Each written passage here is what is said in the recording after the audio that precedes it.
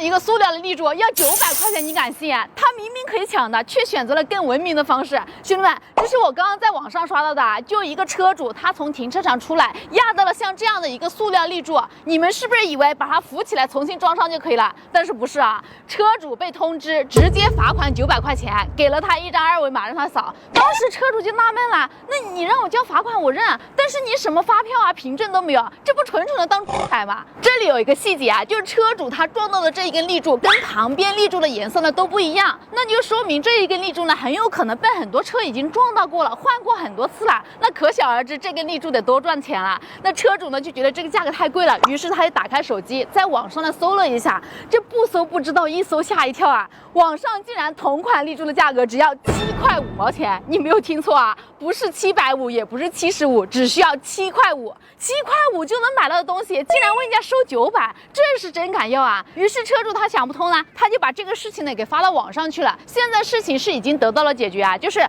不仅不需要他交罚款，而且呢还给他道歉了。当时被撞的那个立柱呢也已经被拆除掉了，这个处理结果还是挺满意的。但是兄弟们，你们有没有想过，那之前被交罚款的那些车主是不是就挺冤的呢？如果说这个车主他不那么较真，那之后是不是还有很多个900啊？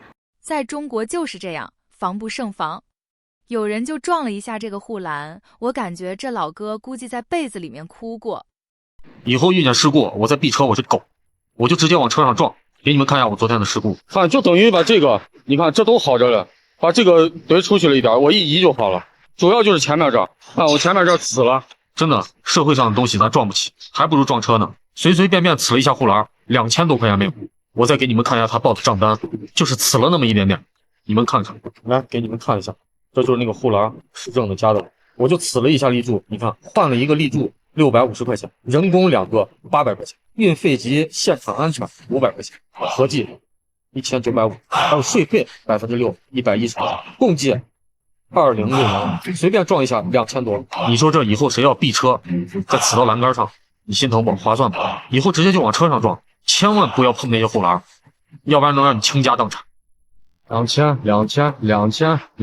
这一下好几万没了。上一期发了我撞护栏赔了2000多的视频，引起了广大市民的争议，一夜之间爆火。那你们想不想听一下我跟市政的微信对话？来，给你们听一听。就是现在不管你说立柱断没断，就即便断了，你焊上就行了。结果了，现在就是断了，你换了一个新立柱，是这意思。这个立柱的钱就我得认，是这意思。我这儿有视频，我就先跟你说清楚，我也会发抖音。那个立柱明显是没事，就是被呲了一下。你不是说立柱坏了？你也不用拿抖音来威胁我，那玩意儿都是照片的，它不是说断了就换，它是连接柱扯了以后，那玩意儿看不成。行吧，那我也就不说了，该赔嘛，对吧？就这样。行了，你正常走程序就行了，你报你的保险公司行了，对不对？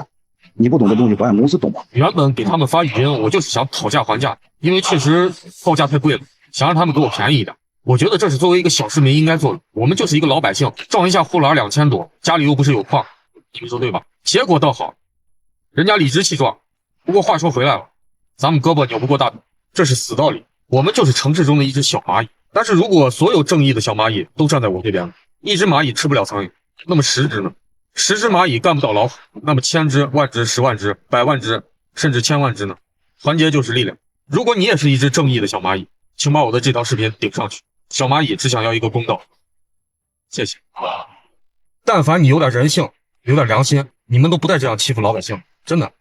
张口就是2000多，我不来是不知道，来了我吓一跳。今天刚好路过事故现场，我带你们看一下。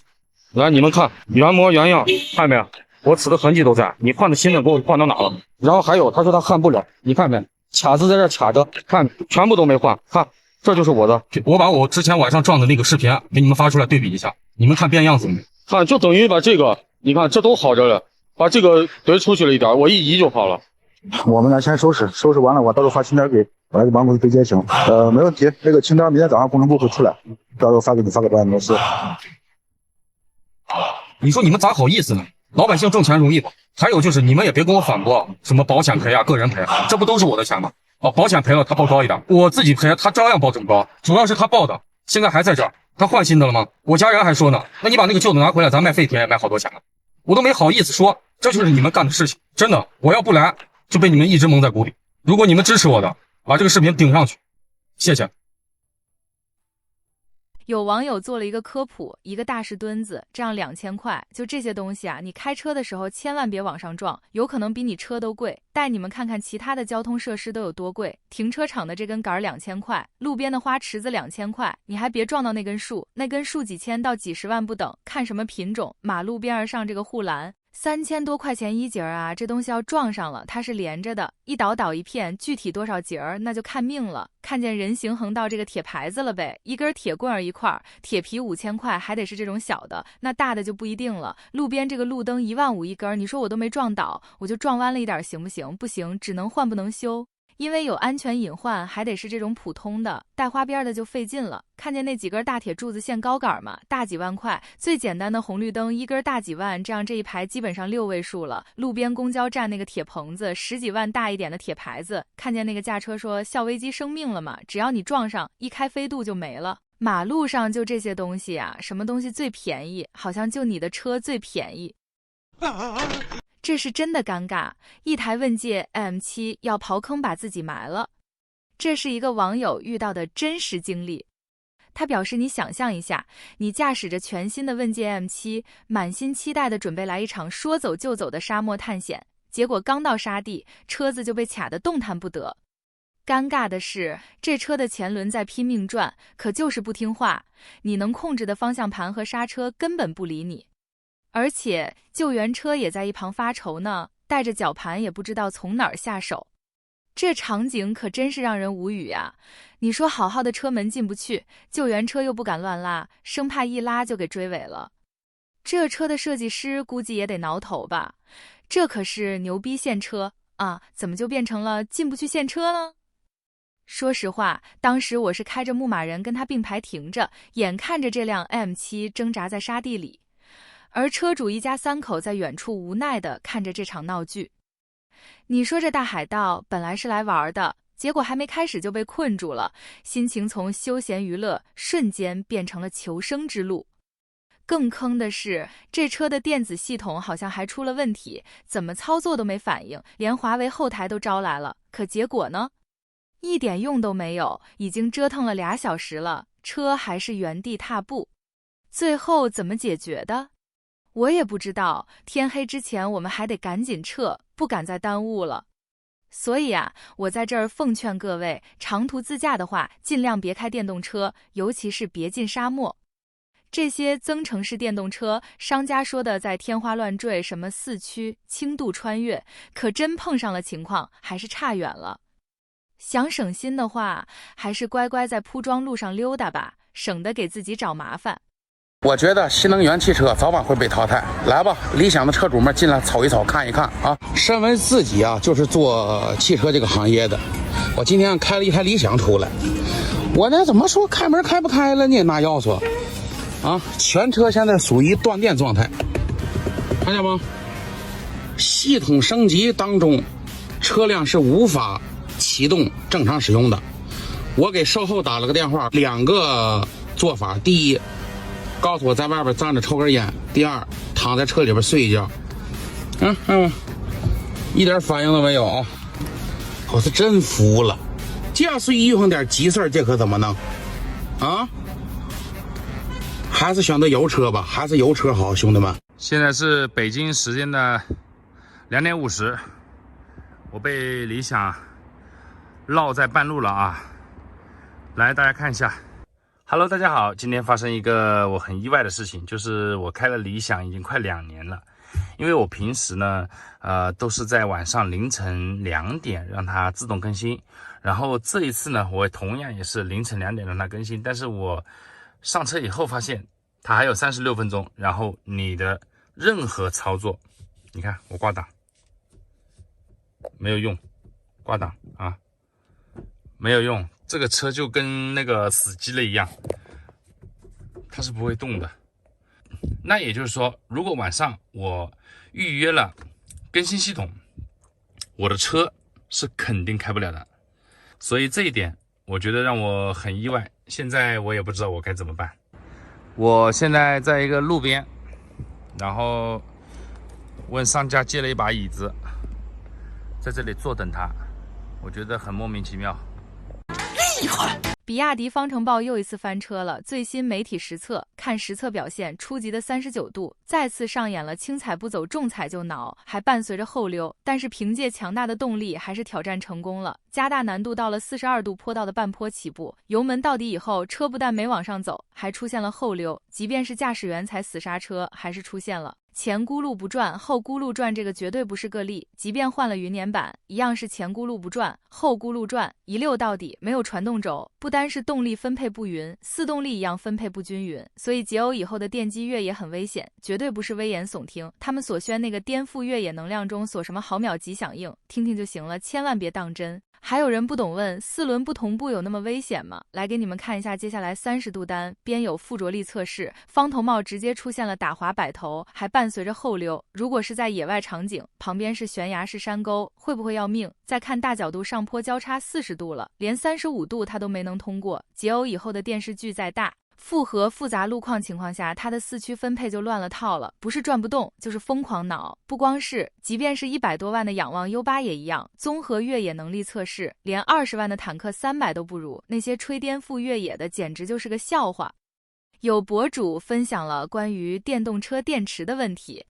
他表示，很多朋友对新能源电动车依然很感兴趣，大多数朋友也都懂，买新能源电动车先看电池，但是大多数朋友不懂的是怎么看电池。前市面上的主流动力电池就是分2种，一种是3元锂，一种是磷酸铁锂，两种动力电池的主要区别，朋友们也都知道，酸铁锂电池更耐高温，循环寿命又更长，安全性能又更好，在高温高热的环境下具有良好的稳定性，但是这都是实验室数据，在恒温恒湿的条件下做出的结果，对于我们买车来说实际意义不大。磷酸铁锂电池在化学方程式当中属于还原反应，原因是在充电过程当中，锂离子从正极突出，经过电解液隔膜移植到负极，此时负极处于负离子状态，锂离子从正极脱出后，正极的锂铁磷氧转化为铁磷氧，放电过程正好相反，也就是说磷酸铁锂电池在加工过程当中，如果没有做到完全还原，电池的电压和电流很容易出现问题。3元铁锂电池属于氧化反应，一氧到底，非常容易控制电池的稳定性，所以朋友们会发现3元铁锂电池都是由电池组来组成，主要原因就是电池的一致性比较高，非常容易控制电流和电压。身体锂电池大多数是一体成型，就是说由一块电池组成，有一个主要原因就是不好控制电流和电压，所以朋友们会发现有些车企在做宣传的时候，就是次上次下次，左次右次各种次，它就是不碰动力电池。如果考虑安全性，应该做碰撞实验，碰撞实验更接近我们用车的实际情况。为什么这些车企不碰指次呢？绝对不能问问就输了，问就是对国产品牌的不尊重，问有困难就不能克服一下，所以很多高端车高配车型都选择了3元锂电池。不过也有几个奇葩球，不过这都不重要，重要的是我们老百姓买车首选磷酸铁锂。有朋友肯定会好奇说，店主你要害我。首先我们先要明确一点，大多数朋友为什么选择电动车，首先就是为了省钱。有朋友可能会说，我为了体验性，为了驾驶质感，你可别胡扯了，法拉利体验不好，还是劳斯莱斯体验不好，你怎么不买呢？大多数消费者而言，你买的电动车就没有驾驶体验性。有操控性的车，首先就是控制重量，加了一块大电池，怎么可能会有操控性？追求性能的赛车，首先就是控制车身重量，整体的车身都是用碳纤维制作的，电动车甚至为了成本都刹不住。所以对于大多数消费者，省钱才是第一目的，并没有错，不要去回避。那也就是说，同一车型3元铁锂和磷酸铁锂必然会存在差价，而越低的车越省钱。很多朋友肯定会说，你不说了吗？安全性不高吗？对啊，就是安全性不高啊。你如果在乎安全性，你会买这玩意儿？你就不是在乎安全性的人。你专家都说了，电动车的自燃率比燃油车还要低，那怎么不说保险公司为什么不愿意给你上保险呢？为什么你买的保险比燃油车还贵呢？所以你买电动车就是为了省钱，那就是怎么省钱怎么来，这没有错。都吃方便面了，还谈什么健康？所以想买电动车的朋友，记住我的话，不要舍本求末，咱们就是奔着省钱，那就是怎么省钱怎么来。首先，磷酸铁锂电池的稳定性没有3元铁锂电池稳定性要高，对于我们大多数兄弟会带来一个好处，因为矛盾是普遍存在的，有矛就有盾。现在电动车电池强制质保8年，酸铁锂电池很容易在质保期出现问题。一旦出现问题，大概率在质保周期之内，也就是说出现问题电池有质保，正好电池还衰减了，单元体锂电池稳定性要高一些，强制质保周期大概不会出现问题。但是一旦过了质保周期，电池出现问题，这个车就废了，因为换电的成本太高了，所以电动车越不稳定越好，因为越不稳定才能得到索赔。越稳定越得不到索赔，本身电池就存在水解。还有就是买电动车电池越小越好，因为电池越小操控性越好，车身重量会下降，就是电池越小价格越便宜，电池越小循环次数越少，电池循环次数越少，质保中期更容易出现问题。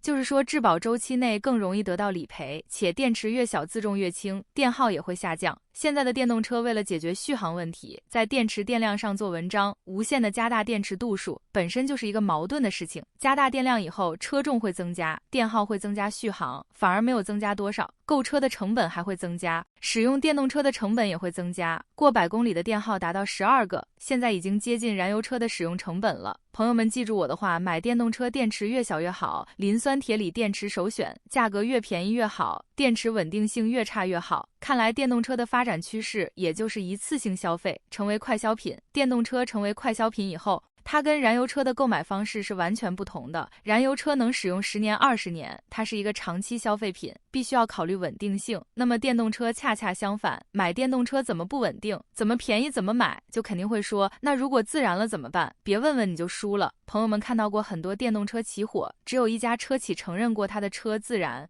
是不是没有？有没有朋友知道这些电动车着火以后，保险公司是怎么理赔的？没有。电动车着火以后，车主出来说是怎么索赔的？是不是一个也没有？被这些电动车着火，实际上都是车企理赔的，而且有些车企在保险公司还买了保险，并且都是签署了保密协议之后才能拿到赔偿。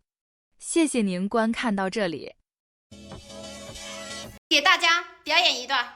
你好。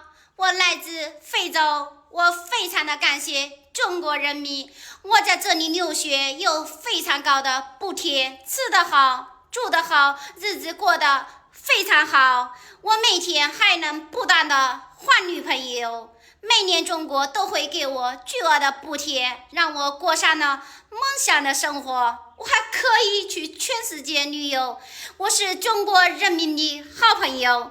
如果没有中国，我就没有现在的美好生活。在这里再次感谢中国人民。